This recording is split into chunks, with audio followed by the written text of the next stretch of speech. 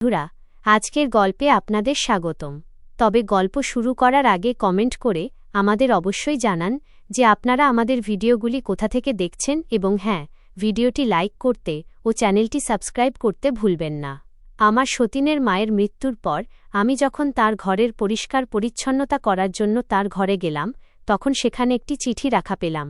যখন সেই চিঠিটি আমি আমার বাবার কাছে নিয়ে গেলাম এবং তিনি সেই চিঠিটি পড়ে আমাকে বললেন, মা, এই চিঠিটি আমি তোমাকে পড়ে শোনাতে পারব না, এটা তুমি নিজেই পড়ে নাও। আর কথা বলার সময় তার চোখে জল ছিল। আমি বুঝতে পারিনি যে তিনি কেন এমন কথা বলছিলেন, কিন্তু আমি যখন সেই চিঠিটি পড়লাম তখন আমার পায়ের তলা থেকে মাটি সরে গেল। কারণ আমার নাম রিয়া। আমার একটি হাসিখুশি এবং খুবই সুখী পরিবার রয়েছে। আমার মায়ের নাম ছিল সুশীলা। আমার মা খুবই সাধারণ এবং সৎ মনের একজন মহিলা ছিলেন। তিনি আজ পর্যন্ত কখনো কারো খারাপ ভাবেননি। তিনি সবসময় অন্যদের সাহায্য করার জন্য প্রস্তুত থাকতেন। যদি পাড়ায় কারো বাড়িতে কোনো সমস্যা আসত, তবে সবার আগে আমার মা সেখানে পৌঁছাতেন। কেউ অসুস্থ হলে তার খোঁজ খবর নিতেন। কারো বাড়িতে খাবারের কষ্ট থাকলে চুপচাপ তাকে সাহায্য করে দিতেন, কিন্তু কখনো কারো কাছে এর উল্লেখ পর্যন্ত করতেন না। তার বিশ্বাস ছিল যে যদি কারো সাহায্য করো তবে তা লোক দেখানো হওয়া উচিত নয়। আর আমার বাবার নাম ছিল সঞ্জয় বর্মা। আমার বাবাও ঠিক তেমনি একজন মানুষ ছিলেন, পরিশ্রমী, সৎ এবং নিজের পরিবারকে খুব ভালোবাসতেন। আমার একটি ছোট ভাইও আছে যার নাম রাহুল। সে আমার চেয়ে কয়েক বছরের ছোট, কিন্তু আমাদের দুজনের মধ্যে খুব গভীর বন্ধুত্ব ছিল। আমরা দুজন সব কথা একে অপরের সাথে শেয়ার করতাম। কখনো একসঙ্গে বসে পড়াশোনা করতাম, আবার কখনো বাড়ির উঠানে ঘণ্টার পর ঘণ্টা খেলাধুলা করতাম। আমি যদি কোনো কারণে মন খারাপ করতাম, তবে রাহুল আমাকে হাসানোর জন্য নানা ধরনের কথা বলত। আর সে যদি কোনো সমস্যায় পড়ত, তবে আমি সবসময় তার পাশে গিয়ে দাঁড়াতাম। আমাদের বাড়িতে আমাদের ঠাকুমাও থাকতেন। তিনি আমাদের দুজনকে খুব বেশি ভালোবাসতেন। শৈশব থেকেই তিনি আমাদের নিজের কোলে পিঠে করে মানুষ করেছিলেন। রাতে তাঁকে ছাড়া আমাদের ঘুমই আসত না, কারণ তিনি প্রতি রাতে আমাদের নতুন নতুন গল্প শুনিয়ে ঘুম পাড়াতেন। কখনো রাজা রানীর গল্প, আবার কখনো সাহসী মানুষের কথা শোনাতেন। তার গল্প শুনতে শুনতে কখন যে চোখ লেগে যেত আমরা তা টেরও পেতাম না। ঠাকুমা সবসময় আমাদের ভালো সংস্কার শেখাতেন। তিনি বলতেন যে জীবনে যত বড়ই মানুষ হয়ে যাও না কেন, কখনো কোনো গরিব বা অসহায় মানুষের মনে কষ্ট দিও না, কারণ ওপরওয়ালা সবসময় মানুষের কর্ম দেখেন। আমাদের পরিবার সত্যি সব দিক থেকেই পূর্ণ ছিল। বাড়িতে সবসময় একটা হাসি খুশির পরিবেশ থাকত।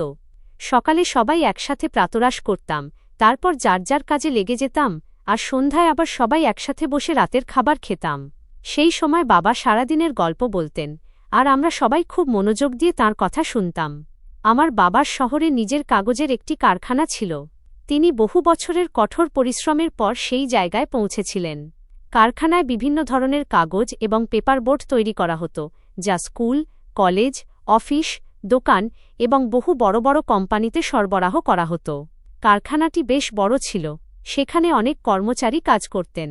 কেউ বড় বড় মেশিন চালাতেন, কেউ তৈরি মাল প্যাকিং করতেন, আবার কেউ ট্রাকে মাল তুলে দিয়ে বিভিন্ন শহরে পাঠানোর কাজ তদারকি করতেন। বাবা প্রতিদিন সকালে যথাসময়ে কারখানায় পৌঁছে যেতেন এবং সন্ধ্যা পর্যন্ত সেখানেই কাজ সামলাতেন। এমনকি পর্দা এবং আসবাবপত্র পর্যন্ত বদলে গেল। মনে হতে লাগল যেন এই বাড়িতে কোনোদিন মা ছিলেনই না।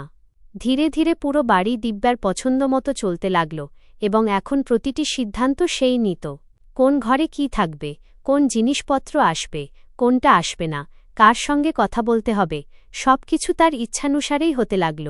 আমরা দুই ভাই বোন চুপচাপ সবকিছু দেখতাম, কারণ এখন আমাদের কথা শোনার মতো কেউ ছিল না। বাবাও আর আগের মতো ছিলেন না। তিনি প্রতিটি বিষয়ে দিব্যার মতামত নিতে শুরু করেছিলেন এবং ধীরে ধীরে তার কথার প্রভাবও বাবার ওপর বাড়তে শুরু করেছিল। কিন্তু মায়ের চলে যাওয়ার কয়েক মাস পর হঠাৎ দিব্যার সঙ্গে কিছু অদ্ভুত ঘটনা ঘটতে শুরু করল। শুরুতে কেউ সেই বিষয়গুলোতে খুব একটা মন দেয়নি, কারণ আমাদের মনে হয়েছিল হয়তো কষ্ট বা মানসিক চাপের কারণে সে এরকম অনুভব করছে। কিন্তু ধীরে ধীরে তার আচরণ এতটাই বদলে যেতে লাগল যে বাড়ির সবাই অবাক হয়ে যেতে লাগল। সে বহুবার একা নিজের ঘরে বসে নিজে নিজেই কথা বলত। কখনো হাসতে লাগত, আবার কখনো হঠাৎ কাঁদতে লাগত। কখনো কোনো কারণ ছাড়াই ভয়ে দরজা বন্ধ করে নিত। রাতের বেলা তো তার অবস্থা আরও অদ্ভুত হয়ে উঠত। বহুবার মাঝরাতে তার জোরে চিৎকার করার শব্দ আসত। আমরা সবাই ভয় পেয়ে উঠে পড়তাম এবং তার ঘরের দিকে ছুটতাম, তো সে ভীত অবস্থায় বিছানায় বসে থাকত। তার মুখ ঘেমে ভিজে থাকত এবং সে কাঁপতে থাকত। বাবা তাকে বারবার জিজ্ঞাসা করতেন, কি হয়েছে? তুমি এত ভয় পাচ্ছ কেন? তখন সে ঘাবড়ে যাওয়া গলায় বলত, আমার মনে হয় কেউ বাড়ির পেছনে দাঁড়িয়ে আছে। কেউ সারাক্ষণ আমাকে দেখছে, যেন কেউ আমার প্রতিটি নড়াচড়ার ওপর নজর রাখছে। আমি যেখানেই যাচ্ছি আমার মনে হচ্ছে কেউ আমার পেছন পেছন হাঁটছে।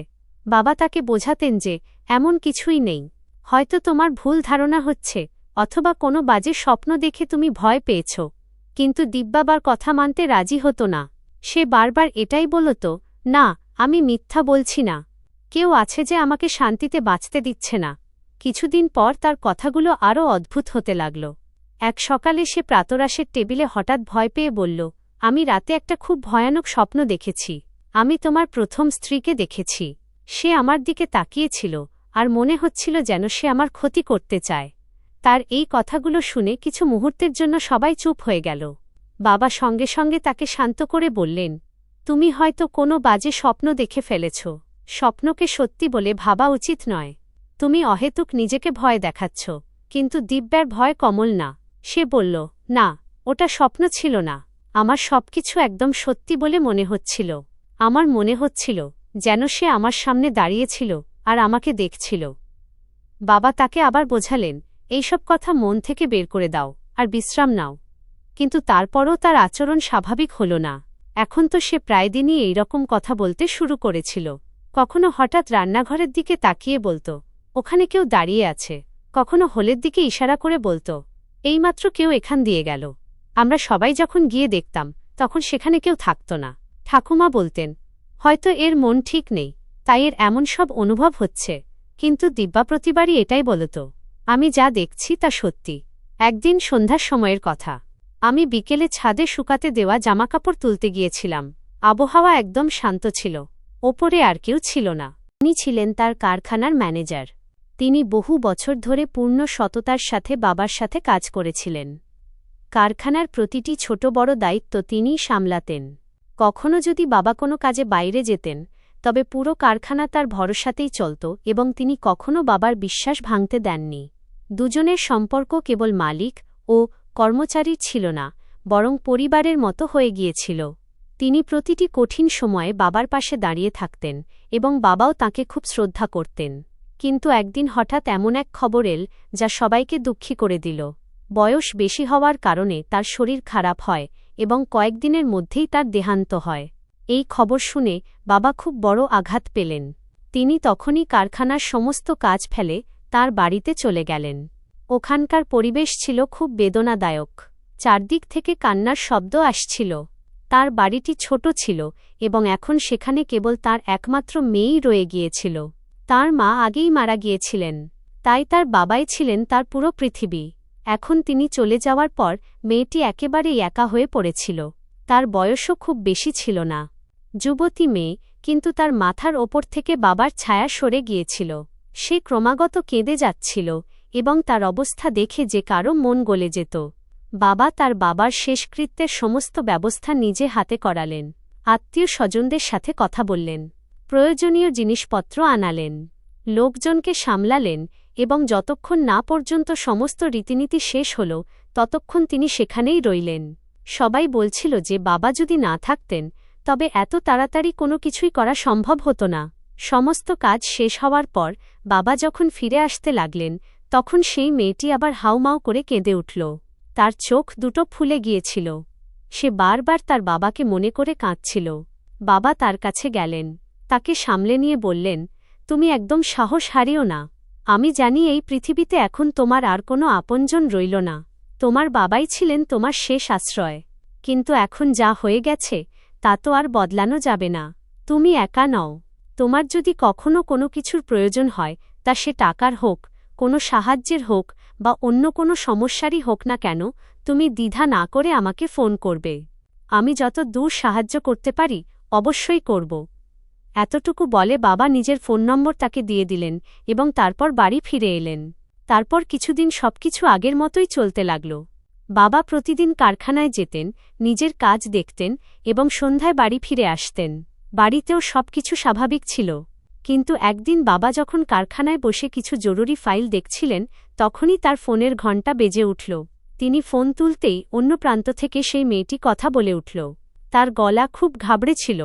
সে কাঁদতে কাঁদতে বলল, আমার বাড়ির বাড়িওয়ালা আমাকে ঘর থেকে বের করে দিচ্ছে। আমার কাছে ভাড়া দেওয়ার টাকা নেই। আমি অনেক চেষ্টা করেছি, কিন্তু কেউ আমাকে সাহায্য করছে না। আপনি যদি আসতে পারেন তবে আমি আপনার কাছে খুব কৃতজ্ঞ থাকব। এতটুকু বলে সে ফোন কেটে দিল। বাবা এক মুহূর্তও দেরি করলেন না, কারণ তার বাবা বহু বছর ধরে পূর্ণ সততার সাথে তাঁর সাথে কাজ করেছিলেন। তাই তিনি ভাবলেন যে তার মেয়েকে এই অবস্থায় একা ছেড়ে দেওয়া ঠিক হবে না। তিনি তখনই কারখানা থেকে বেরিয়ে তার বাড়িতে পৌঁছে গেলেন। সেখানে গিয়ে দেখলেন বাড়িওয়ালা তার সাথে তর্ক করছে এবং তার জিনিসপত্র বাইরে বের করে রাখার কথা বলছে। বাবা তাকে শান্ত করলেন এবং জিজ্ঞাসা করলেন, আসলে হয়েছেটা কি? সে জানাল যে কয়েক মাসের ভাড়া বাকি পড়ে রয়েছে। এখন সে তাকে ঘর খালি করে দিতে বলছে। বাবা কোনো তর্ক না করেই তাকে জিজ্ঞাসা করলেন কত টাকা দিতে হবে। সে যত টাকার ভাড়ার কথা বলল, বাবা পুরো টাকাটাই তাকে দিয়ে দিলেন। বাড়িওয়ালাও শান্ত হয়ে গেল এবং বলল যে এখন সেই মেয়েটি আরামে সেখানেই থাকতে পারে। বাবা আবার সেই মেয়েটিকে বোঝালেন যে ভবিষ্যতে যদি কোনো সমস্যা হয় তবে ঘাবড়ে যেও না, কিন্তু নিজেকে দুর্বলও ভাববে না। এতটুকু বলে তিনি আবার নিজের বাড়িতে ফিরে এলেন। এরপর আবার কিছুদিন কেটে গেল। সবকিছু আগের মতোই চলতে লাগল। কিন্তু এমন এক রাত এল যা আমাদের পুরো জীবনটাই বদলে দিল। সেই রাতে আমরা সবাই যার যার ঘরে ঘুমাচ্ছিলাম। বাড়িতে চারদিকে নিস্তব্ধতা ছিল। তখনই মাঝরাতে হঠাৎ বাবার ফোনের ঘণ্টা বেজে উঠল। তিনি ঘুমের ঘোরেই ফোন তুললেন। অন্য প্রান্তে সেই মেয়েটিই ছিল। এবার তার গলা আগের চেয়েও বেশি ভয় পাওয়া ছিল। সে হাউমাউ করে কাঁদছিল আর কাঁপতে কাঁপতে বলল, আমার বাড়িতে কিছু লোক ঢুকে পড়েছে। আমার খুব ভয় করছে। আমাকে বাঁচান। এর বেশি সে আর কিছু বলতে পারল না এবং হঠাৎ ফোনটা কেটে গেল। বাবা ভীষণ ঘাবড়ে গেলেন। তিনি তাড়াতাড়ি পোশাক বদলে নিলেন এবং কাউকে না জাগিয়ে সঙ্গে সঙ্গে তার বাড়ির উদ্দেশ্যে বেরিয়ে পড়লেন। তিনি যখন সেখানে পৌঁছালেন তখন ঘরের দরজা খোলাই ছিল, কিন্তু ভেতরে কোনো মানুষ ছিল না। কেবল সেই মেয়েটি এক কোণে বসে কাঁদছিল। তার অবস্থা খুব খারাপ দেখাচ্ছিল। সে ভয়ের চোটে কাঁপছিল। বাবা তাকে জিজ্ঞাসা করলেন, আসলে কি হয়েছিল? কারা ছিল তারা? সে কাঁদতে কাঁদতে বলল, কিছু লোক জোর করে আমার বাড়িতে ঢুকে পড়েছিল। আমি খুব ভয় পেয়ে গিয়েছিলাম। আমি তাদের বললাম যে আমি পুলিশকে ফোন করে দেব, কিন্তু তারা কোনো কথা শুনল না। তারপর আমি দৌড়ে ঘরে চলে গেলাম এবং পুলিশকে ফোন করার নাটক করলাম। তখনই বাইরে থেকে কোনো গাড়ির হর্নের শব্দ শোনা গেল। তাদের মনে হল হয়তো সত্যি সত্যি পুলিশ চলে এসেছে, তাই তারা ভয় পেয়ে পালিয়ে গেল। আমি খুব ভয় পেয়ে গিয়েছিলাম। আজ যদি আপনি না আসতেন তবে না জানি কি হয়ে যেত। এ কথা বলতে বলতেই সে আবার কাঁদতে শুরু করল। বাবা তাকে অনবরত বোঝাতে লাগলেন যে এখন আর ভয় পাওয়ার দরকার নেই। কিন্তু তখনই সে হঠাৎ এমন এক কথা বলে বসল যার আশা হয়তো খোদ বাবাও করেননি। সে কাঁদতে কাঁদতে বলল, আমি এই পৃথিবীতে একেবারেই একা। একটা একা মেয়ের বেঁচে থাকা কতটা কঠিন তা এখন আমি বুঝতে পারছি। সবাই আমাকে দুর্বল মনে করে। আজ যদি আপনি আমার পাশে না থাকতেন তবে হয়তো আমি বাঁচতেও পারতাম না।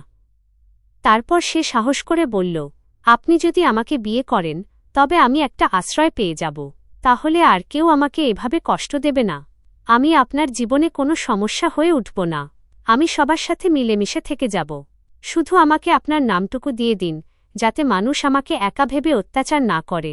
তার কথা শুনে বাবা কিছুক্ষণের জন্য চুপ হয়ে গেলেন। তিনি বুঝতে পারছিলেন না কি জবাব দেবেন। তারপর তিনি মৃদুস্বরে বললেন, তুমি জানো যে আমি বিবাহিত। আমার স্ত্রী আছে, আমার 2টি সন্তান আছে। আমি কিভাবে এমনটা করতে পারি? সে সাথে সাথে বলল, হ্যাঁ আমি সব জানি। আমি আপনার স্ত্রী এবং সন্তানদের কথাও জানি। কিন্তু আমি কারো কাছ থেকে কিছু কেড়ে নিতে চাই না। আমি সবার সাথে ভালোবেসে থেকে যাব। আমার শুধু একটা আশ্রয়ের প্রয়োজন। এছাড়া আমার আর কিছুই চাই না। তার কথা শুনে বাবা গভীর চিন্তায় পড়ে গেলেন। সেই মেয়েটি দেখতেও খুব সুন্দরী ছিল এবং সেই মুহূর্তে তার অসহায়তা দেখে বাবার মন পুরোপুরি গলে গেল। হয়তো তার মনে হয়েছিল যে তিনি যদি তার পাশে না দাঁড়ান তবে সে সত্যি সত্যি একদম একা হয়ে পড়বে। সেই আবেগপ্রবণ মুহূর্তে তিনি তড়িঘড়ি করে সিদ্ধান্ত নিয়ে ফেললেন এবং তার পরের দিনই কাউকে কিছু না জানিয়ে তাকে বিয়ে করে নিলেন। বা যখন তাকে নিজের সাথে বাড়িতে নিয়ে এলেন তখন আমরা সবাই অবাক হয়ে গেলাম। কারও মাথায় কিছু ঢুকছিলই না যে আসলে এই সবকিছু এত তাড়াতাড়ি কিভাবে হয়ে গেল। আমার মা দরজায় দাঁড়িয়ে সবকিছু দেখতে লাগলেন। তার মুখে কষ্টের ছাপ পরিষ্কার দেখা যাচ্ছিল, কিন্তু তিনি একটা শব্দও বললেন না। তিনি এমন এক মহিলা ছিলেন যিনি সবসময় নিজের পরিবারকে সবার আগে রাখতেন। তিনি নিজের কষ্ট নিজের মনের ভেতরেই চেপে রাখলেন। আমি সেই সময় দ্বাদশ শ্রেণীতে 12th পড়তাম এবং ন্যায় অন্যায়ের তফাৎ বোঝার মতো যথেষ্ট বুদ্ধি আমার ছিল। আমার এই সবকিছু একেবারেই ভালো লাগেনি। আমার মন ভেঙে গিয়েছিল। আমার নিজের মায়ের জন্য খুব খারাপ লাগছিল। বাবা বাড়ির ওপরের অংশে তার থাকার ব্যবস্থা করে দিলেন। কাজের লোকেদের দিয়ে তার ঘর পরিষ্কার করালেন, নতুন জিনিসপত্র রাখালেন এবং তাকে সেখানেই থাকার জন্য পাঠিয়ে দিলেন। আমি নিজেকে আটকে রাখতে পারলাম না। আমি কাঁদতে কাঁদতে বাবার কাছে গেলাম এবং তাকে বললাম, বাবা, শেষ পর্যন্ত মা আপনার জন্য কি করেননি? তিনি সবসময় আপনার পাশে ছিলেন, প্রতিটি কঠিন পরিস্থিতিতে আপনার সাথে দাঁড়িয়েছিলেন। তা সত্ত্বেও আপনি মা থাকা সত্ত্বেও আবার দ্বিতীয় বিয়ে কিভাবে করলেন? আপনি মায়ের সাথে একদম ভালো করলেন না। আমার কথা শুনে বাবা কিছুক্ষণ চুপ করে রইলেন। তারপর তিনি আমার মাথায় হাত রাখলেন এবং খুব শান্ত গলায় বললেন, মা, তুমি যা ভাবছ বিষয়টা তেমন নয়। এ কোনো খারাপ মেয়ে নয়। এ কেবল এক অসহায় মেয়ে ছিল যার মাথার ওপর নিজের বলতে কেউ বেঁচে ছিল না। আমি তাকে ভালোবাসার কারণে নয়, বরং তাকে একটা আশ্রয় দেওয়ার জন্য বিয়ে করেছি।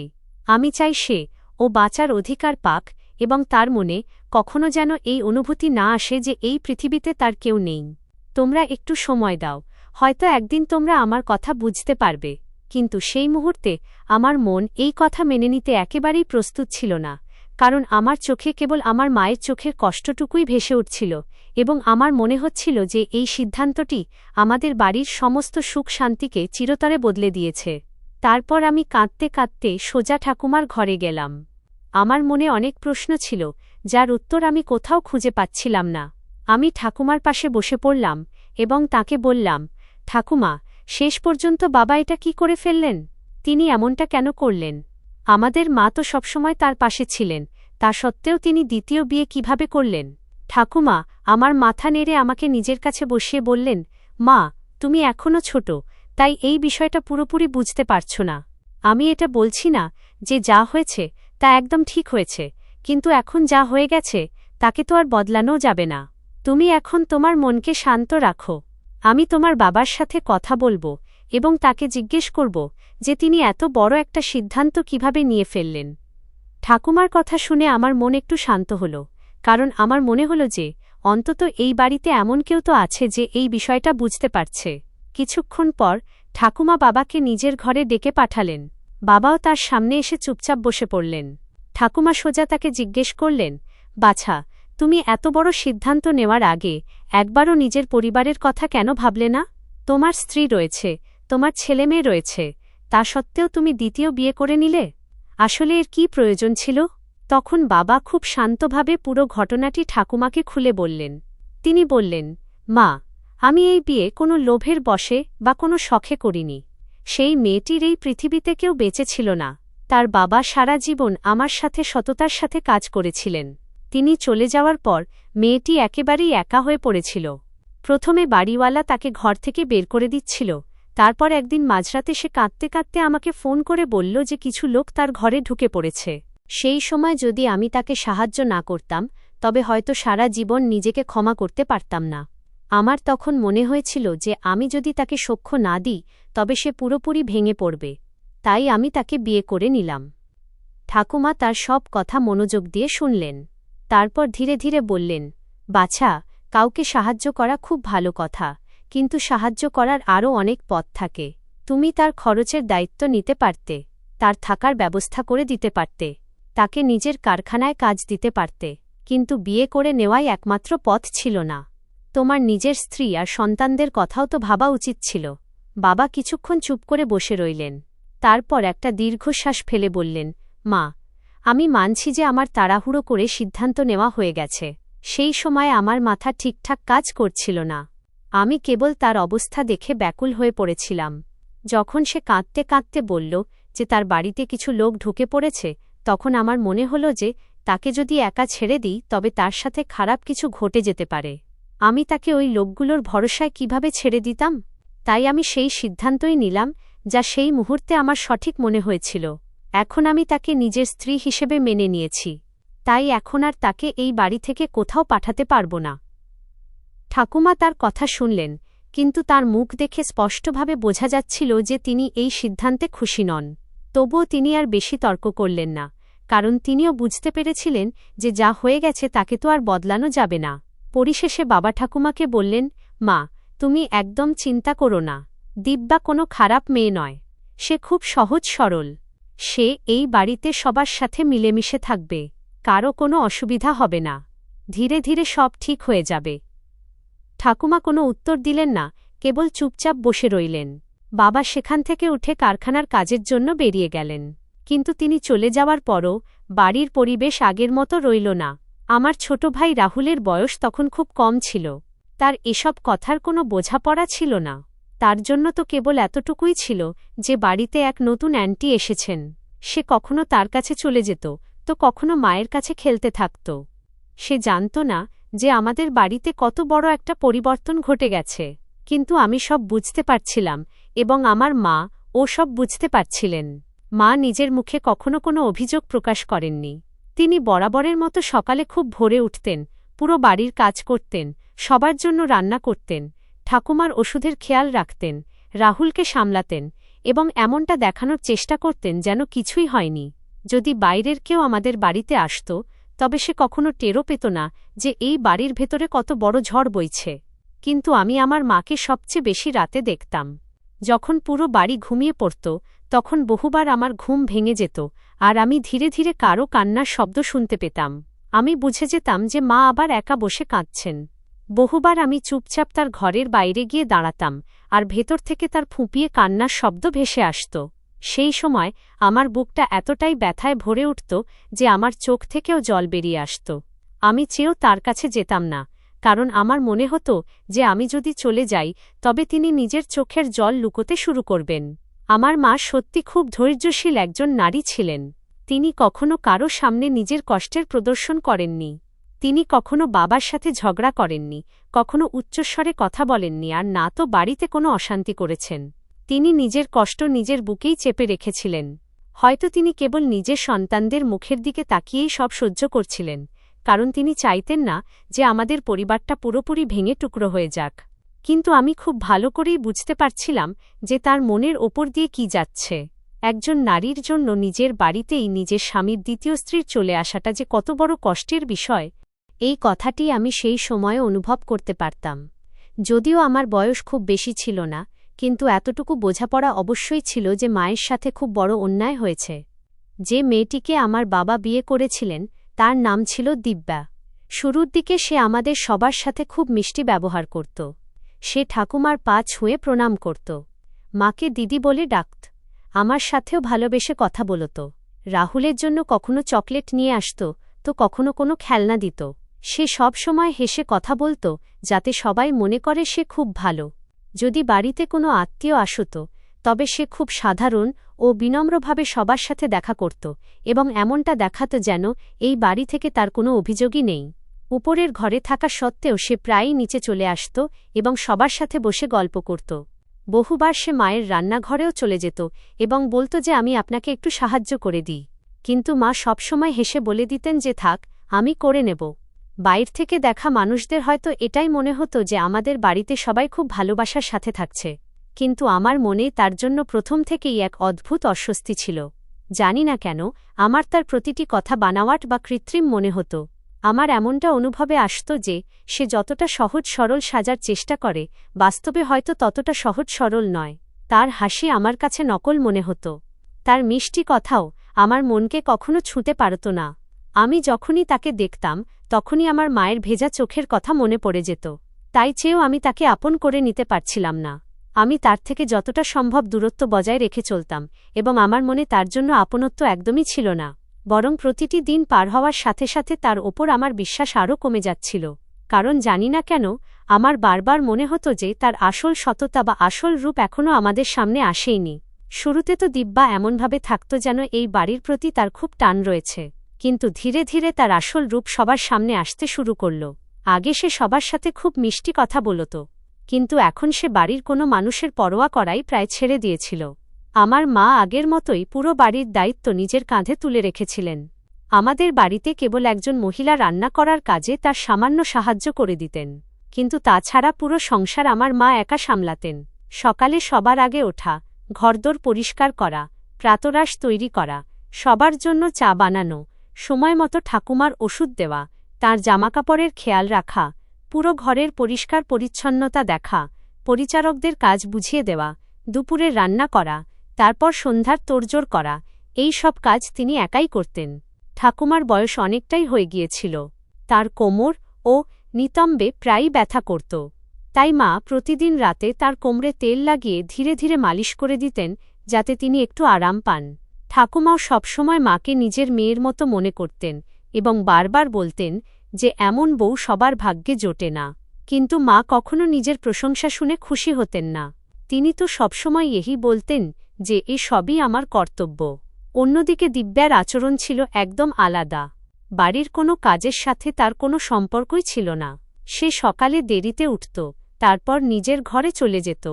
কখনো টিভি দেখত, কখনো ঘণ্টার পর ঘণ্টা ফোন ঘেঁটত, কখনো কারো সাথে কথাও বলত না। যদি কেউ তাকে কোনো কাজের কথা বলত, তবে তার মুখে স্পষ্ট বিরক্তি বা রাগ ভেসে উঠত। তার মনে হতো যেন এই বাড়ির কোনো দায়িত্বই তার নয়। ধীরে ধীরে সে সবার থেকেই দূরত্ব তৈরি করে নিল।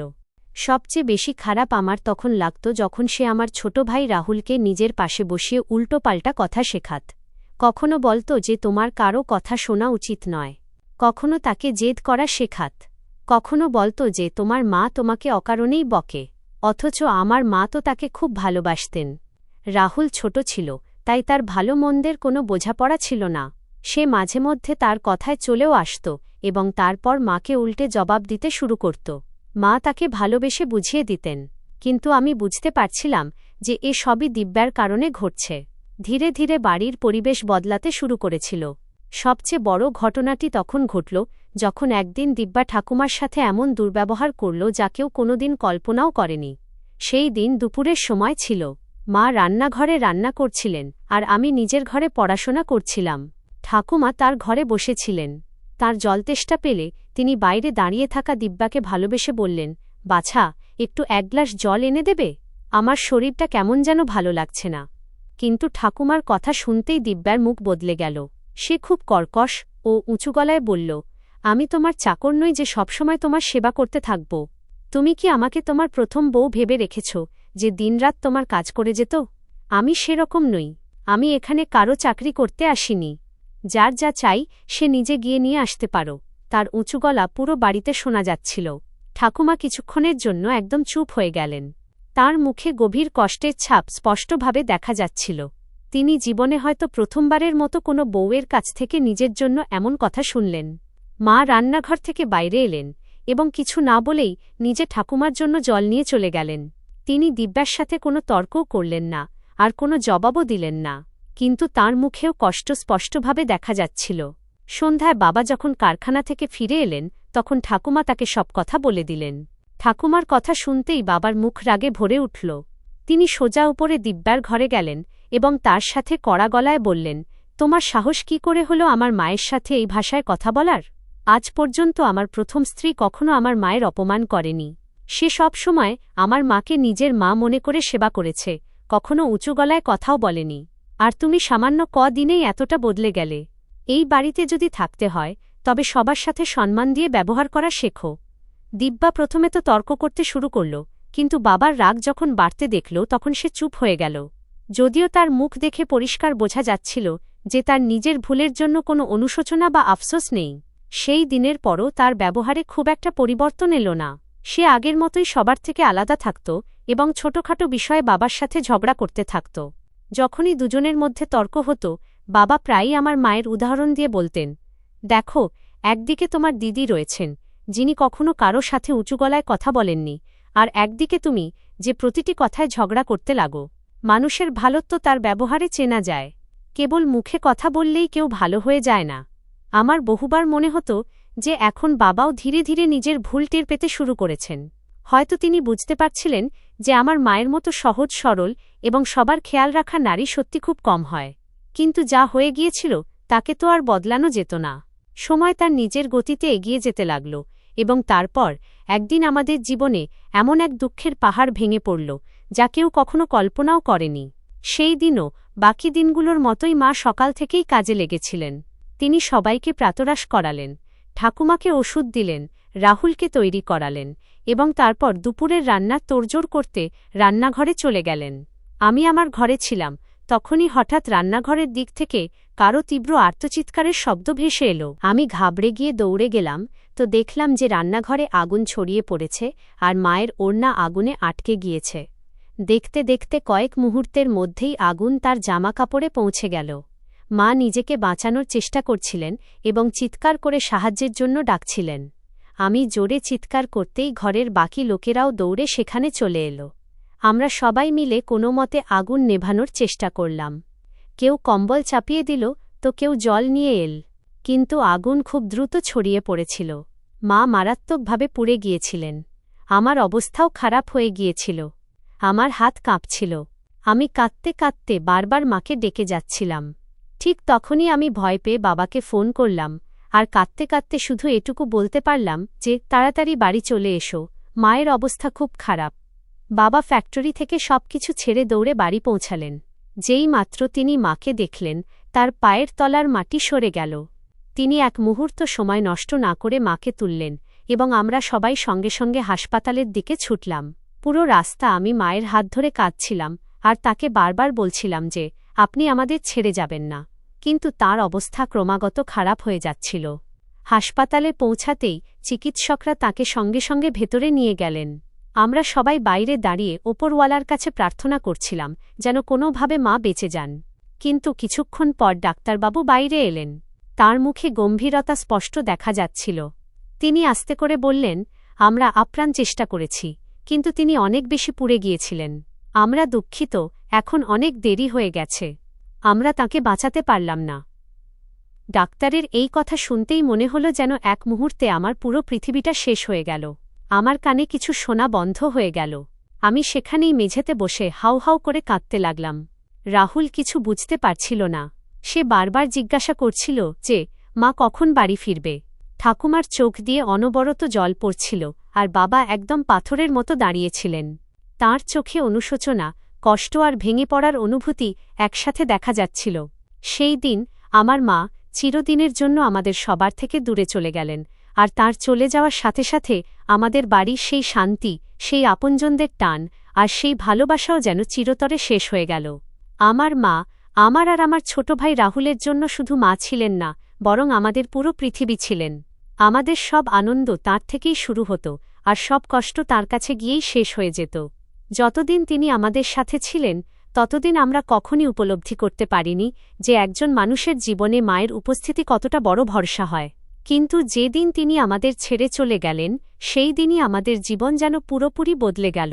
বাড়ি সেটাই ছিল, মানুষগুলোও তারা সকলেই ছিল, কিন্তু তবুও মনে হতো যেন সেই বাড়ির সব সুখ শান্তি তাঁর সাথেই চলে গেছে। প্রতিটা কোণ ফাঁকা লাগতে শুরু করেছিল। প্রতিটা জিনিস আমাদের মায়ের কথা মনে করিয়ে দিত। সকালে উঠেই অভ্যেস ছিল যে সবার আগে মায়ের মুখ দেখতাম। তিনি ভালোবেসে আমাদের মাথায় হাত বুলিয়ে দিতেন, আমাদের তুলতেন, আমাদের জন্য প্রাতরাশ তৈরি করতেন। স্কুল বা কলেজে পাঠানোর আগে জিজ্ঞাসা করতেন যে সবকিছু গুছিয়ে নিয়েছ তো। আর রাতে যতক্ষণ না আমরা দুজন ঘুমিয়ে পড়তাম ততক্ষণ আমাদের ঘরে এসে আমাদের দেখে যেতেন। কিন্তু এখন সকাল হলে মায়ের গলা শোনা যেত না, রাত হলে কেউ আমাদের ঘরে এসে গায়ে চাদর চাপা দিয়ে যেত না। আস্তে আস্তে আমরা বুঝতে পারছিলাম যে জীবনে এমন কিছু মানুষ থাকেন যাঁদের জায়গা অন্য কেউ কখনো নিতে পারে না। মা ছিলেন তাঁদেরই একজন। তিনি চলে যাওয়ার পর বাড়িতে যদি আমাদের কেউ ভালোবেসে বোঝাতেন তবে তিনি ছিলেন শুধুই ঠাকুমা। তিনি নিজেও খুব কষ্টের মধ্যে ছিলেন, কারণ তিনি শুধু তার বড় বৌমাকেই হারাননি, বরং তার মেয়ের মতো এক সঙ্গীকে হারিয়েছিলেন। তারপর তিনিও নিজের কষ্ট লুকিয়ে আমাকে আর রাহুলকে সামলানোর চেষ্টা করতেন। বহুবার রাতে আমি চুপচাপ তাঁর ঘরে চলে যেতাম তো দেখতাম যে তিনি মায়ের পুরনো ছবিটা হাতে নিয়ে কাঁদছেন। কিন্তু যেমনই আমাকে দেখতেন সঙ্গে সঙ্গে নিজের চোখের জল মুছে নিতেন আর হেসে বলতেন, এসো সোনা, আমার কাছে এসে বসো, সব ঠিক হয়ে যাবে। কিন্তু আমি বুঝে যেতাম যে তার মনের কষ্টটাও আমার মতোই। বাবাও মায়ের চলে যাওয়ার পর আর আগের মতো ছিলেন না। শুরুর অনেকগুলো মাস তার মুখে গভীর দুঃখ স্পষ্ট দেখা যেত। তিনি আগের মতো হাসতেন না। ফ্যাক্টরি থেকে বাড়ি ফিরে সোজা নিজের ঘরে চলে যেতেন। অনেক সময় আমি তাকে একা বসে মায়ের ছবির দিকে তাকিয়ে থাকতেও দেখেছি। হয়তো তাকেও নিজের ভুলের অনুভূতি হচ্ছিল। হয়তো তিনি বুঝতে পেরেছিলেন যে যেই মহিলাটি সারা জীবন বিনা কোনো অভিযোগে তার পাশে থেকেছেন, তার মূল্য তিনি অনেক দেরিতে বুঝতে পারলেন। কিন্তু এখন পস্তিয়ে তো আর কিছু বদলানোর ছিল না। মা আর ফিরে আসতে পারতেন না। অন্যদিকে দিব্যার আচরণ হঠাৎ বদলাতে শুরু করেছিল। মা বেঁচে থাকতে যেই মহিলা বাড়ির কোনো কাজে হাত পর্যন্ত ছোঁয়াত না, তিনি এখন সবার সামনে খুব দায়িত্বশীল সাজতে শুরু করেছিলেন। সে আমার আর রাহুলের সাথে খুব ভালোবেসে কথা বলত, ঠাকুমার খোঁজখবরও নিত এবং ঘরের কাজেও আগ্রহ দেখাতে শুরু করেছিল। শুরুতে তো আমাদের মনে হয়েছিল যে হয়তো মায়ের চলে যাওয়ার পর তার নিজের ভুলের অনুভূতি হয়েছে, কিন্তু আস্তে আস্তে বুঝতে পারলাম যে তার এই মিষ্টতার পেছনে অন্য কারণ রয়েছে। এখন পুরো বাড়ির চাবি তার কাছে ছিল। রান্নাঘর থেকে শুরু করে খরচ পর্যন্ত সব সিদ্ধান্ত সেই নিত। কোন জিনিসটা আসবে, কোনটা আসবে না, কার সাথে কি কথা বলতে হবে, কে বাড়িতে আসবে, কে আসবে না, সবকিছু তার পছন্দ মতোই হতে শুরু করল। আগে যেখানে বাবা প্রতিটি ছোট বড় বিষয়ে ঠাকুমা আর মায়ের পরামর্শ নিতেন, এখন তিনি সোজা দিব্যাকে জিজ্ঞাসা করতেন আর তার সিদ্ধান্তই মেনে নিতেন। ধীরে ধীরে মনে হতে লাগল যেন বাড়ির আসল মালকিন সেই হয়ে গেছে। বাবাও তার কথায় এমনভাবে জড়িয়ে পড়লেন যে তাঁর আর অন্য কারো পরামর্শ মনেই ধরত না। আমি বা ঠাকুমা যদি কোনো বিষয়ে কিছু বলতাম, তো তিনি প্রায়ই বলতেন, থাকতে দাও, দিব্যা যেমন ঠিক মনে করবে তেমনই হবে। এই কথাগুলো শুনে আমার খুব কষ্ট হতো, কারণ যে বাড়িটাকে আমার মা নিজের পুরো জীবন দিয়ে সামলে রেখেছিলেন, এখন সেই বাড়িতেই তার স্মৃতিরও আর কোনো মূল্য অবশিষ্ট ছিল না। রাহুলও এখন আস্তে আস্তে বড় হচ্ছিল। তার মায়ের কথা মনে তো পড়ত, কিন্তু সময়ের সাথে সাথে সে নিজের কষ্টকে ভেতরেই চেপে রাখতে শিখে গিয়েছিল। আমিও পড়াশোনায় নিজেকে ব্যস্ত রাখার চেষ্টা করতাম, যাতে মায়ের স্মৃতি আমায় প্রতি মুহূর্তে দুর্বল না করে ফেলে। কিন্তু সত্যিটা তো এটাই ছিল যে আমাদের দুজনের হৃদয়ে যে শূন্যতা তৈরি হয়েছিল তা কখনোই পূরণ হতে পারেনি। সময় ধীরে ধীরে এগিয়ে যেতে লাগল। দিনগুলো মাসে আর মাসগুলো বছরে বদলে গেল। আমরা দুজন কখন শৈশব পেরিয়ে বড় হয়ে গেলাম তা আমরা নিজেরাও জানতে পারলাম না। কিন্তু মায়ের অভাব আমাদের মনে সবসময় সেই প্রথম দিনের মতোই থেকে গেল। আর আমাদের বিন্দুমাত্র আঁচ ছিল না যে আগামী দিনে আমাদের জীবনে আরও এমন কিছু মোড় আসতে চলেছে যা আমাদের ভাগ্যকে চিরতরে বদলে দেবে। মায়ের চলে যাওয়ার পর ধীরে ধীরে সময় নিজের গতিতে এগোতে লাগল। কিন্তু আমাদের বাড়ির সৌন্দর্য আর আনন্দ যেন চিরকালের জন্য শেষ হয়ে গিয়েছিল। আগে বাড়ির প্রতিটা কোণে মায়ের উপস্থিতি অনুভব করা যেত। তাঁর পছন্দের জিনিসপত্র, তাঁর শাড়ি, তাঁর বইপত্র, তাঁর পূজার থালা, তাঁর গায়ের গন্ধ, প্রতিটি জিনিস তাঁর উপস্থিতি জানান দিত। কিন্তু সময়ের সাথে সাথে দিব্যা বাড়ির সবকিছু বদলাতে শুরু করল। মায়ের আলমারি খালি করে দেওয়া হল, তাঁর শাড়িগুলো অন্য কোথাও সরিয়ে রাখা হল, তাঁর ছবিগুলোও শুধু একটা ঘরের মধ্যেই সীমাবদ্ধ হয়ে গেল। রান্নাঘরের জিনিসপত্র বদলে গেল, ঘরের সাজসজ্জাও বদলে গেল। কিন্তু কাজ যতই জরুরি হোক না কেন, তিনি রাতের খাবার সবসময় আমাদের সাথেই খেতেন। তাঁর বক্তব্য ছিল যে পরিবারের সাথে কাটানো সময় সবচেয়ে বেশি গুরুত্বপূর্ণ। কারখানায় কাজ করা সব মানুষও তাঁকে খুব সম্মান করতেন, কারণ বাবা কখনো কোনো কর্মচারীর সাথে খারাপ ব্যবহার করতেন না। যদি কারো বাড়িতে কোনো সমস্যা হতো তবে তিনি তাকে সাহায্যও করতেন। এই কারণেই শহরে তার খুব ভালো সুনাম ছিল। মানুষ শুধু তাঁকে একজন বড় ব্যবসায়ী হিসেবেই নয়, বরং একজন ভালো মানুষ হিসেবেও চিনতেন। আমাদের বাড়িতে কখনো কোনো কিছুর অভাব ছিল না। আমাদের একটা বড় বাড়ি ছিল, যেখানে সবার জন্য আলাদা আলাদা ঘর ছিল। বাড়ির সামনে সুন্দর একটা বাগান ছিল, যেখানে ঠাকুমা সকাল সন্ধ্যায় উপরওয়ালার নাম জপ করতে করতে গাছে জল দিতেন। মায়ের ফুলের খুব শখ ছিল, তাই তিনি নানা ধরনের ফুল গাছ লাগিয়ে রেখেছিলেন। পুরো বাড়ি সবসময় সুবাসে মৌ মৌ করত। আমাদের বাড়িতে কাজ করার জন্য কাজের লোকও ছিল, কিন্তু মা তাও নিজের রান্নাঘরে গিয়ে আমাদের সবার জন্য নিজের হাতে রান্না করতেন। তার বক্তব্য ছিল যে নিজের হাতে তৈরি করা খাবারে যে ভালোবাসা থাকে তা অন্য কোনো জিনিসে থাকে না। আমি আর রাহুল শহরের সবচেয়ে ভালো স্কুলে পড়াশোনা করতাম। বাবা চাইতেন আমরা যেন জীবনের সব ভালো শিক্ষা পাই, তাই তিনি কখনো আমাদের পড়াশোনায় কোনো ঘাটতি হতে দেননি। যদি আমাদের কোনো বইয়ের প্রয়োজন হতো তবে তিনি সেদিনই তা এনে দিতেন। যদি আমাদের কোনো প্রতিযোগিতায় অংশ নিতে হতো তবে তিনি আমাদের পুরোপুরি উৎসাহ দিতেন। তিনি সবসময় বলতেন যে টাকা উপার্জন করা জরুরি, কিন্তু তার চেয়েও বেশি জরুরি ভালো শিক্ষা এবং একজন ভালো মানুষ হওয়া। আমি পড়াশোনায় ভালো ছিলাম এবং আমার স্বপ্ন ছিল ভবিষ্যতে আমার বাবার নাম আরও উজ্জ্বল করা। রাহুলও পড়াশোনার পাশাপাশি খেলাধুলায় খুব পারদর্শী ছিল। স্কুলে হওয়া বেশিরভাগ খেলাধুলার প্রতিযোগিতায় সে পুরস্কার জিতে আনত এবং যখনই সে ট্রফি নিয়ে বাড়ি ফিরত ঠাকুমা তাকে জড়িয়ে ধরে বলতেন যে আমার নাতি একদিন অনেক বড় মানুষ হবে। ছুটির দিনগুলো আমাদের বাড়িতে কোনো উৎসবের চেয়ে কম হতো না। কখনো আমরা সবাই পিকনিকে চলে যেতাম, তো কখনো কোথাও ঘুরতে বেরিয়ে পড়তাম। অনেক সময় বাবা আমাদের নিজের কারখানাতেও নিয়ে যেতেন। সেখানে গিয়ে আমাদের দেখাতেন কিভাবে কাগজ তৈরি হয়, মেশিনগুলো কিভাবে কাজ করে এবং একটি বড় ব্যবসা কিভাবে সততার সাথে চালাতে হয়। আমি খুব আগ্রহের সাথে তার সব কথা শুনতাম আর ভাবতাম যে একদিন আমিও তার সাথে কাজ করব। বাবা সবসময় বলতেন যে ছেলে আর মেয়ের মধ্যে কোনো পার্থক্য নেই। তুমি যদি কঠোর পরিশ্রম করো তবে সব কাজই করতে পারবে। তার এই কথাগুলোই আমাকে সবসময় এগিয়ে যাওয়ার সাহস দিত। আমাদের মা ও আমাদের সবসময় ভালো সংস্কার শেখাতেন। তিনি বলতেন যে জীবনে যতই বড় পদে পৌঁছাও না কেন কখনো অহংকার করো না, কারণ অহংকার মানুষকে ভেতর থেকে ফাঁপা বানিয়ে দেয়। আমরা সবাই একে অপরকে এত ভালোবাসতাম যে বাড়িতে কখনো কোনো কথা নিয়ে ঝগড়াঝাঁটি হতো না। যদি কারো কোনো ভুল হয়েও যেত তবে সবাই বসে ভালোবেসে কথা বলে মিটিয়ে নিত। সত্যি বলতে আমার মনে হতো হয়তো আমাদের জীবন সবসময় এভাবেই খুশিতে ভরা থাকবে এবং কখনো কোনো দুঃখ আমাদের দরজা পর্যন্ত আসবে না, কারণ সেই সময় পর্যন্ত আমাদের বিন্দুমাত্র আঁচ ছিল না যে ভাগ্য আমাদের জন্য এমন এক মোড় নিয়ে আসতে চলেছে যা আমাদের পুরো জীবনকে চিরতরে বদলে দেবে। আমার বাবার কারখানায় বহু মানুষ কাজ করতেন, কিন্তু তাদের সবার মধ্যে এমন একজন মানুষ ছিল যাকে বাবা সবচেয়ে বেশি বিশ্বাস করতেন। আমি জামাকাপড় তুলছিলাম, ঠিক তখনই আমার নজর সিঁড়ির কাছে দাঁড়িয়ে থাকা দিব্যার ওপর পড়ল। সে কোনো এক অদৃশ্য মানুষের দিকে তাকিয়ে ক্রমাগত কথা বলে যাচ্ছিল। তার গলা কাঁপছিল এবং সে বারবার হাত জোড় করছিল। সে কাঁদতে কাঁদতে বলছিল, আমাকে মেরো না, আমার ভুল হয়ে গিয়েছিল। আমি নিজের ভুল স্বীকার করছি, আমাকে মাফ করে দাও। আমি আর কখনো এরকম করব না। তার অবস্থা দেখে আমি ঘাবড়ে গেলাম, কারণ সেখানে তার সামনে আমার কাউকে দেখা যাচ্ছিল না। আমি তাড়াতাড়ি তার কাছে গেলাম এবং তাকে জিজ্ঞাসা করলাম, আপনার কি হয়েছে? আপনি কার সাথে কথা বলছেন? এখানে তো কেউ নেই। সে যে আমার দিকে তাকাল, তার মুখের রং উড়ে গিয়েছিল। তার চোখে ভীষণ ভয় ছিল। সে কাঁপতে কাঁপতে আমার হাত ধরে বলল, দেখো, ওই তো সে দাঁড়িয়ে আছে, সে আমাকে মেরে ফেলতে চায়।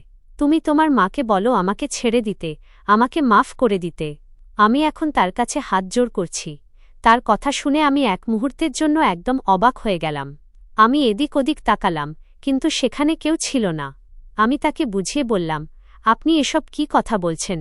এখানে তো কেউ নেই, আর আমার মা তো এখন এই পৃথিবীতেও নেই। তিনি কিভাবে আপনার ক্ষতি করবেন? আপনি হয়তো খুব ভয় পেয়ে গেছেন, চলুন নিচে চলুন। কিন্তু সে ক্রমাগত পেছন ফিরে ফিরে তাকাচ্ছিল, যেন সে সত্যি সত্যি কারও উপস্থিতি অনুভব করছে।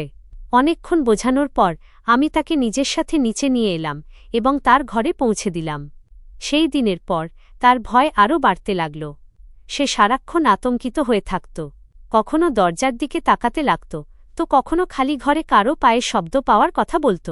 আমাদের সবার মনে হতে লাগল যে তার সাথে যা কিছু ঘটছে তার পেছনে নিশ্চিতভাবেই এমন কোনো কথা রয়েছে যা এখন পর্যন্ত আমাদের কেউ জানত না। এখন দিব্যার অবস্থা এমন হয়ে গিয়েছিল যে সে সারাক্ষণ ভয়ে ভয়ে থাকত। আগে সে পুরো বাড়িতে ঘুরে বেড়াত, কিন্তু এখন সে নিজেকে নিজের ঘরের মধ্যেই সীমাবদ্ধ করে নিয়েছিল। সে কারও সঙ্গ ছাড়া ঘরের বাইরেও বের হতো না। যদি কখনো নিচে নামতে হতো তবে বারবার পেছন ফিরে তাকাত, যেন কেউ তার পেছনে পেছনে হাঁটছে।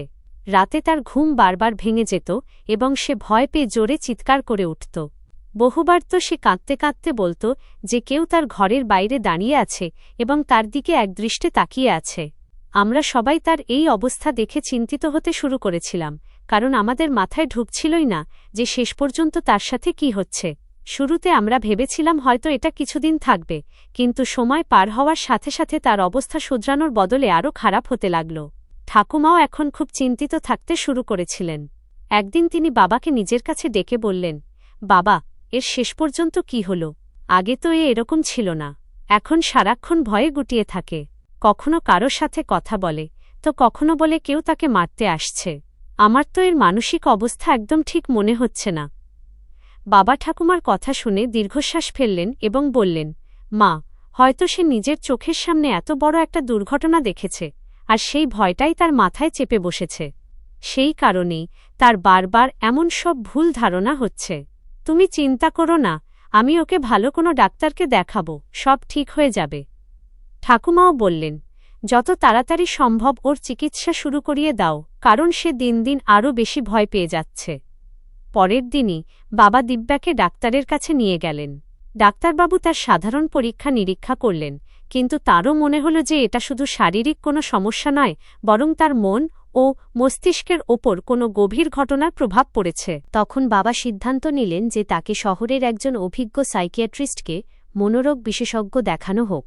তিনি তার এক পুরনো বন্ধুর সাথে কথা বললেন, যিনি শহরের এক নামজাদা ও অভিজ্ঞ সাইকিয়াট্রিস্টের নাম বললেন। কিছুদিন পর বাবা দিব্যাকে নিয়ে তার ক্লিনিকে পৌঁছালেন। ডাক্তারের আচরণ খুব শান্ত এবং সহানুভূতিশীল ছিল। তিনি সবচেয়ে আগে দিব্যাকে আরামে বসালেন এবং খুব ভালোবেসে তার সাথে কথা বলতে শুরু করলেন, যাতে সে ভয় না পেয়ে নিজের কথা বলতে পারে। ডাক্তার তাকে ধীরে ধীরে অনেক প্রশ্ন করলেন। তিনি বললেন, তোমার সবচেয়ে বেশি ভয় কোন জিনিসে লাগে? তোমার কি মনে হয় কেউ তোমার পিছু নিচ্ছে? তুমি কি এমন জিনিস দেখতে পাও যা বাকি লোকেরা দেখতে পায় না? রাতে কি তোমার ঠিকমতো ঘুম হয়? তোমার কি বারবার কোনো পুরনো ঘটনার কথা মনে পড়ে, নাকি এমন কোনো স্বপ্ন আসে যা দেখে তুমি ঘাবড়ে যাও? শুরুতে দিব্যা একদম চুপ করে বসে রইল। সে কোনো প্রশ্নেরই উত্তর দিল না। সে শুধু নিচের দিকে মেঝের দিকে তাকিয়ে রইল। ডাক্তার তার ওপর কোনো জোর জবরদস্তি করলেন না, বরং খুব ধৈর্যের সাথে তাকে ভরসা দিলেন যে এখানে কেউ তার ক্ষতি করবে না এবং সে যা বলবে তা সম্পূর্ণ গোপনীয়তার সাথে শোনা হবে। অনেকক্ষণ পর দিব্যা ধীরে ধীরে বলতে শুরু করল। সে বলল যে তার সারাক্ষণ এমন মনে হয় যেন কেউ তার আশেপাশে রয়েছে, কেউ তাকে দেখছে, এবং অনেক সময় তার এমনও মনে হয় যে কেউ তার সাথে কথা বলছে। সে এটাও বলল যে রাতে তার খুব ভয়ানক স্বপ্ন আসে, যার মধ্যে সে বারবার সেই মুখটাই দেখে যাকে সে ভয় পায়। ডাক্তার তার প্রতিটি কথা খুব মনোযোগ দিয়ে শুনতে লাগলেন। মাঝে মাঝে ছোট ছোট প্রশ্ন করতে লাগলেন, যাতে তিনি তার সমস্যাটা ভালোভাবে বুঝতে পারেন। প্রায় 1 ঘণ্টা ধরে কথাবার্তা চলল। তারপর ডাক্তার বাবা এবং আমাদের সবার সাথে আলাদাভাবে কথা বললেন। তিনি বললেন যে বর্তমানে দিব্যা খুব বেশি মানসিক চাপ এবং ভয়ের মধ্য দিয়ে যাচ্ছে। তার কিছু সময়ের জন্য নিয়মিত চিকিৎসার প্রয়োজন। এর পাশাপাশি ওষুধও চলবে এবং সময় সময় কাউন্সেলিংও করাতে হবে। তিনি পরিষ্কারভাবে বললেন, ওর সাথে রাগের মাথায় কোনো আচরণ করবেন না, ওর কথার ঠাট্টা তামাশা করবেন না। সে যদি কোনো জিনিসে ভয় পায়, তবে আগে তাকে শান্ত করার চেষ্টা করুন। ওর পরিবারের সাথে এবং ধৈর্যের প্রয়োজন। চিকিৎসা যদি ঠিক সময়ে চলতে থাকে, তবে ধীরে ধীরে তার অবস্থার উন্নতি হওয়ার আশা আছে। বাবা ডাক্তারের প্রতিটি কথা মনোযোগ দিয়ে শুনলেন এবং সেদিন থেকেই তার ওষুধ শুরু করে দিলেন। প্রতি সপ্তাহে তাকে কাউন্সেলিংয়ের জন্য নিয়ে যাওয়া হতে লাগল। আমাদের সবারই আশা ছিল যে হয়তো এবার সব ঠিক হয়ে যাবে, কিন্তু ভাগ্যের হয়তো অন্য কিছুই মঞ্জুর ছিল। কয়েক সপ্তাহ কেটে গেল, তারপর মাসও পার হতে লাগল, কিন্তু তার অবস্থায় তেমন কোনো বিশেষ ফারাক এলো না। বরং এমন মনে হচ্ছিল যে সময়ের সাথে সাথে তার ভয় আরও বেড়ে চলেছে। এখন সে আগের চেয়েও বেশি আতঙ্কিত হয়ে থাকত। অনেক সময় ওষুধ খাওয়ার পরেও হঠাৎ জোরে জোরে চিৎকার করে উঠত আর বলত, সে আবার এসেছে, আমাকে বাঁচাও। কখনো মাঝরাতে উঠে ঘরের দরজা বন্ধ করে নিত আর কাউকে ভেতরে আসতে দিত না। কখনো খালি দেয়ালের দিকে তাকিয়ে কাঁদতে লাগত এবং বারবার ক্ষমা চাইতে থাকত। আমরা সবাই বুঝতে পারছিলাম না যে শেষ পর্যন্ত এমন কেন হচ্ছে। ডাক্তারের ওষুধও চলছিল, কাউন্সেলিংও হচ্ছিল, কিন্তু তার অবস্থা শুধরানোর বদলে দিন দিন আরও বিগড়ে যাচ্ছিল। এখন বাড়ির প্রতিটি মানুষের মনে একটাই প্রশ্ন ছিল যে শেষ পর্যন্ত তার এই ভয়ের পেছনে এমন কি রহস্য লুকিয়ে আছে যা কেউ দেখতে পাচ্ছিল না। একদিনের কথা, বাবা প্রতিদিনের মতোই সকালে কারখানায় চলে গিয়েছিলেন। রাহুলও স্কুলে চলে গিয়েছিল এবং আমি কলেজ থেকে বাড়িতে ফিরে এসেছিলাম। আমার স্কুলের পড়াশোনা শেষ হয়ে গিয়েছিল এবং আমি স্নাতক শ্রেণীতে ভর্তি হয়ে গিয়েছিলাম। তাই এখন আমার প্রতিদিনের রুটিন বদলে গিয়েছিল। সেই দিন আমি কলেজ থেকে ফিরে সোজা হলে গিয়ে বসলাম। ঠাকুমাও সেখানেই বসেছিলেন। আমরা দুজন চুপচাপ গল্প করছিলাম। তখনই হঠাৎ উপর থেকে কোনো জিনিস পড়ে যাওয়া এবং ভাঙার খুব তীব্র শব্দ এলো। প্রথমে তো আমাদের মনে হল যে হয়তো কোনো জিনিস ভুলবশত পড়ে গিয়ে থাকবে, কিন্তু পরের মুহূর্তেই একের পর এক বেশ কিছু জিনিস ভাঙার শব্দ আসতে লাগল। আমরা দুজন ঘাবড়ে গেলাম এবং তাড়াতাড়ি উপরে দিব্যার ঘরের দিকে দৌড়ালাম। তার ঘর ভেতর থেকে বন্ধ ছিল। ঠাকুমা দরজায় টোকা দিলেন, তাকে ডাকলেন, কিন্তু ভেতর থেকে কোনো সাড়া শব্দ এলো না। তারপর আমরা বহুবার দরজায় ধাক্কা দিলাম। তখন গিয়ে অনেকক্ষণ পর সে কাঁপতে কাঁপতে দরজা খুলল। যেমনই আমরা ভেতরে গেলাম, ঘরের দৃশ্য দেখে আমরা দুজন অবাক হয়ে গেলাম। ঘরের চেয়ারগুলো উল্টে পাল্টে পড়েছিল, আয়না ভাঙা ছিল, টেবিলে রাখা জিনিসপত্র পুরো ঘরে ছড়িয়ে ছিটিয়ে পড়েছিল, ফুলদানি মেঝেতে ভেঙে ছড়িয়েছিল এবং দিব্যা ঘরের এক কোণে হাঁটু আঁকড়ে ধরে বসে কাঁপছিল। তার মুখ একদম ফ্যাকাসে সাদা হয়ে গিয়েছিল এবং তার শ্বাস প্রশ্বাস খুব দ্রুত চলছিল। আমি ঘাবড়ে গিয়ে তাকে জিজ্ঞাসা করলাম, আসল ঘটনাটা কি? তুমি এসব কেন করলে? সে ভয়ে কাঁপতে থাকা গলায় বলল, সে আবার এসেছিল। সে আমাকে মারতে এসেছিল, কিন্তু আমি তাকে এখান থেকে তাড়িয়ে দিয়েছি। আপনারা আমাকে বাঁচান। সে আমাকে ছাড়বে না। সে আমাকে মেরে ফেলবে। সে বারবার একই কথা বলে যাচ্ছিল। আমি আর ঠাকুমা তাকে বোঝানোর চেষ্টা করতে লাগলাম যে সেখানে কেউ নেই, কিন্তু সে আমাদের একটা কথাও মানতে রাজি হচ্ছিল না। তার অবস্থা দেখে আমাদের মাথায় আসছিল না যে কি করা উচিত। তখনই ঠাকুমার সাথে সাথে ডাক্তারকে ফোন করলেন। কিছুক্ষণের মধ্যেই ডাক্তার বাড়িতে চলে এলেন। তিনি দিব্যাকে শান্ত করার চেষ্টা করলেন, কিন্তু সে একটানা ভীত হয়ে কথা বলে চলল। অবশেষে ডাক্তার তাকে একটি ইঞ্জেকশন দিলেন, যার ফলে কিছুক্ষণ পর তার ঘুম চলে এলো। ডাক্তার বাবাকে ফোন করে সমস্ত ঘটনা বলে দিলেন এবং বললেন যে তার অবস্থার ওপর ক্রমাগত নজর রাখা অত্যন্ত জরুরি। সন্ধ্যায় বাবা যখন কারখানা থেকে ফিরে এলেন, তখন ঠাকুমা তাকে সারাদিনের পুরো ঘটনা বিশদভাবে বললেন। তিনি বললেন, বাছা, এখন আমার এর অবস্থা ভালো ঠেকছে না। আজ সে পুরো ঘরের জিনিসপত্র ভেঙে ফেলল। যদি সময় থাকতে এর চিকিৎসা আরও ভালোভাবে না করানো হয়, তবে সে নিজেকে বা অন্য কাউকে আঘাত করে বসতে পারে। আমার মনে হয় একে এমন কোনো হাসপাতালে ভর্তি করিয়ে দেওয়া উচিত যেখানে এর ২৪ ঘণ্টা দেখাশোনা হতে পারে। বাবা কিছুক্ষণ চুপ করে রইলেন। তারপর বললেন, মা, তুমি এ কেমন কথা বলছ? আমি একে এভাবে কিভাবে ভর্তি করিয়ে দিতে পারি? আমার মনে হয় আর একটু চিকিৎসা হলেই সে ঠিক হয়ে যাবে। ঠাকুমা বুঝিয়ে বললেন, বাছা, আমি তাকে কোনো শাস্তি দেওয়ার কথা বলছি না। আমি তার সুরক্ষার কথাই বলছি। সেখানে ডাক্তাররা সবসময় তার সাথে থাকবেন এবং হয়তো সেখানে তার চিকিৎসা আরও ভালোভাবে হতে পারবে। বাবা গভীর চিন্তায় পড়ে গেলেন। তিনি বললেন, আমি কালকেই ডাক্তারের সাথে আবার কথা বলবো এবং যা সঠিক হবে সেটাই করব। সেই রাতে বাড়ির পরিবেশ অত্যন্ত ভারাক্রান্ত ছিল। কারও মনই খাওয়া দাওয়ায় লাগছিল না। তবুও আমরা সবাই একসাথে বসে খাওয়া দাওয়া সেরে যার যার ঘরে চলে গেলাম। পরের দিন সকালে বাড়িতে প্রতিদিনের মতোই কাজকর্ম শুরু হয়ে গেল। পরিচারিকা পরিষ্কার পরিচ্ছন্নতা করছিল। আমি আমার ঘরে ছিলাম।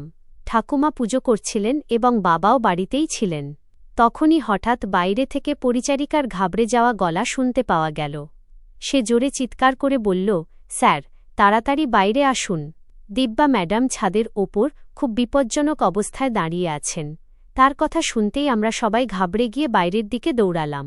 বাবা ওপরের দিকে তাকিয়ে দিব্যাকে ডাক দিলেন এবং তাকে শান্ত থাকতে বললেন, কিন্তু তার অবস্থা খুব একটা স্বাভাবিক ছিল না। সে কারো কথাই শুনছিল না। বাবা ক্রমাগত তাকে বুঝিয়ে যেতে লাগলেন যে নিচে নেমে এসো, সব ঠিক হয়ে যাবে, আমরা তোমার সাথে আছি। কিন্তু কিছুমাত্র মুহূর্তের মধ্যেই এক হৃদয়বিদারক মর্মান্তিক দুর্ঘটনা ঘটে গেল। আমরা সবাই তাকে বাঁচানোর চেষ্টা করতেই থেকে গেলাম, কিন্তু সে গুরুতরভাবে আহত হয়ে পড়ল। বাবা এবং বাড়ির লোকেরা এক মুহূর্ত সময় নষ্ট না করে তাকে সাথে সাথে হাসপাতালে নিয়ে ছুটলেন। ডাক্তাররা সব রকম চেষ্টা করলেন, কিন্তু তার আঘাত অত্যন্ত গুরুতর ছিল এবং শেষ পর্যন্ত ডাক্তাররা তাকে বাঁচাতে না পারার কথা জানিয়ে দিলেন। সেই খবরটা পুরো পরিবারকে আবার এক গভীর শোকে আচ্ছন্ন করে দিল। কিছুদিন পর তার অন্ত্যেষ্টির সমস্ত আচার অনুষ্ঠান সম্পন্ন হল, কিন্তু আমার মনে বারবার একটাই প্রশ্ন জেগে উঠছিল, আসল ঘটনাটা কী ছিল যা দেখে সে এতটা ভীত হয়ে পড়েছিল? এক সন্ধ্যায় আমি বাবার কাছে এই কথাটি জানতে চাইলাম। আমি বললাম, বাবা, শেষ পর্যন্ত এমন কি ঘটেছিল যে তার অবস্থা এতটা খারাপ হয়ে গেল? সে কি কখনো আপনাকে কিছু বলেনি? বাবা বিষণ্ণ হয়ে বললেন, না রে মা, আমি তাকে বহুবার জিজ্ঞাসা করেছিলাম। আমি চেয়েছিলাম সে নিজের মনের কথা খুলে বলুক, কিন্তু প্রতিবারই সে হয় চুপ হয়ে যেত, না হয় শুধু এতটুকু বলত যে কেউ তাকে নিস্তার দিচ্ছে না। এছাড়া সে কখনো পরিষ্কার করে কিছু বলেনি। তার কথা শুনে আমার মন আরও ব্যাকুল হয়ে উঠল। কিছুদিন পর আমি ভাবলাম যে এবার তার ঘরের পরিষ্কার পরিচ্ছন্নতা করিয়ে নেওয়া উচিত। আমি তার ওপরের ঘরটিতে গেলাম। সেখানে এখনও তার অনেক জিনিসপত্র সেভাবেই রাখা ছিল। আমি ধীরে ধীরে আলমারি গোছাতে লাগলাম। তারপর বিছানার চাদর পাল্টাতে লাগলাম। তখনই বালিশের নিচে একটি ভাঁজ করা চিঠি আমার চোখে পড়ল। সেটি বেশ যত্ন করে রাখা হয়েছিল, যেন কেউ জেনে শুনেই ওটাকে লুকিয়ে রেখেছে। আমার বুক দুরু দুরু করে কাঁপতে লাগল। আমি সাথে সাথে সেই চিঠিটি তুলে নিয়ে নিচে বাবার কাছে নিয়ে গেলাম। আমি বললাম, বাবা, আমি তার ঘর থেকে এই চিঠিটা পেয়েছি, মনে হয় সে এটা লিখেছে। বাবা কাঁপানো হাতে চিঠিটি নিলেন এবং পড়তে শুরু করলেন। যেমন যেমন তিনি এগোতে লাগলেন, তার চোখ থেকে জল গড়িয়ে পড়তে লাগল। তার মুখের চেহারা বদলে গেল। আমি ভয় পেয়ে জিজ্ঞাসা করলাম, বাবা, এতে কি লেখা আছে? তিনি কিছুক্ষণের জন্য আমার দিকে তাকালেন, তারপর নিচু স্বরে বললেন, মা, তুমি নিজেই এটা পড়ে নাও। আমি তার হাত থেকে সেই চিঠিটি নিলাম এবং যেমনই তার প্রথম লাইনগুলো পড়তে শুরু করলাম, আমার পায়ের তলা থেকে মাটি সরে গেল। কারণ তাতে যে সত্যটি লেখা ছিল তার কল্পনাও আমি কখনো করিনি। সেই চিঠিতে লেখা ছিল যে যতক্ষণে এই চিঠিটি আপনাদের সবার হাতে পৌঁছাবে, ততক্ষণে হয়তো আমি এই পৃথিবীতে আর বেঁচে থাকব না। সর্বপ্রথমে আমি আপনাদের সবার কাছে ক্ষমা চেয়ে নিতে চাই, কারণ আমি এমন এক অপরাধ করেছি যার ক্ষমা হয়তো আমি কখনো পাব না। আমি এতগুলো দিন ধরে এমন এক সত্যের সাথে বাঁচছিলাম যা আমাকে ভেতর থেকে তছঞ্চ করে শেষ করে দিয়েছে, আর এখন মরার আগে সেই সত্যটা আপনাদের সবার কাছে গোপন রেখে যেতে চাই না। আমি খুব বড় ভুল করেছিলাম, আর হয়তো আজ যা কিছু আমার সাথে ঘটছে তা তারই শাস্তি। এরপর চিঠিতে যা লেখা ছিল তা পড়তে পড়তে আমার হাত কাঁপতে লাগল। তাতে লেখা ছিল যে সেই দিন রান্নাঘরে যে দুর্ঘটনাটি ঘটেছিল তা কোনো দুর্ঘটনাই ছিল না, সবকিছু আগে থেকেই পরিকল্পনা করা ছিল। সে লিখেছিল যে সেই দিন সে জেনে শুনেই রান্নাঘরে গ্যাস খোলা ছেড়ে দিয়েছিল, যাতে আমার মা যখন রান্না করতে আসেন তখন গ্যাস ছড়িয়ে পড়ার কারণে বড় কোনো দুর্ঘটনা ঘটে যায়।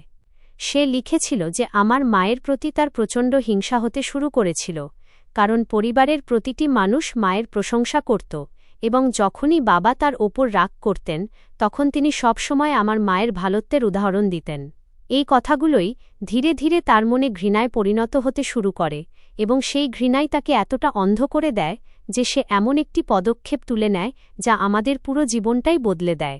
সে চিঠিতে লিখেছিল যে যেদিন মায়ের মৃত্যু হয় সেদিন তার মনে হয়েছিল যে এবার সবকিছু তার মনের মতো হবে, কিন্তু তা হল না। সেই দিনের পর থেকে তার শান্তিতে ঘুম হওয়া বন্ধ হয়ে গেল। প্রতি রাতে তার ভয়াবহ সব স্বপ্ন আসতে লাগল। প্রথমে সে কেবল স্বপ্নেই আমার মাকে দেখতে পেত, কিন্তু তারপর তার এমনটা অনুভূত হতে লাগল যেন মা সবসময় তার আশেপাশেই আছেন। কখনো তার মনে হতো কেউ তার পেছনে দাঁড়িয়ে আছে, কখনো মনে হতো কেউ তার দিকে একদৃষ্টিতে তাকিয়ে আছে, আবার কখনো সে অনুভব করত কেউ যেন তার কাছ থেকে তার অপকর্মের হিসাব চাইছে। সে লিখেছিল যে হয়তো এটি তার নিজের অপরাধবোধের বোঝা ছিল যা প্রতিদিন তাকে ভেতর থেকে তছঞ্ছ করে ভেঙে দিচ্ছিল। সে লিখেছিল যে পরিবারের সকল মানুষের মনে হতো সে কেবল ভ্রান্ত ধারণার মধ্যে বাঁচছে, কিন্তু তার জন্য সেই ভয়টা একদম সত্যি ছিল। সে লিখেছিল যে রাতে যখন সে ঠাকুমা আর বাবার কথা শুনল যে তাকে এমন একটি হাসপাতালে ভর্তি করানো হতে পারে যেখানে তার টানা দেখাশোনা করা সম্ভব, সেই রাতে তার মনে হয় যে তার কাছে আর কিছুই অবশিষ্ট নেই। সে লিখেছিল যে সে নিজের অপরাধের বোঝা নিয়ে আর বাঁচতে পারছে না, তাই মরার আগে সত্য জানিয়ে সবার কাছে ক্ষমা চেয়ে নিতে চায়।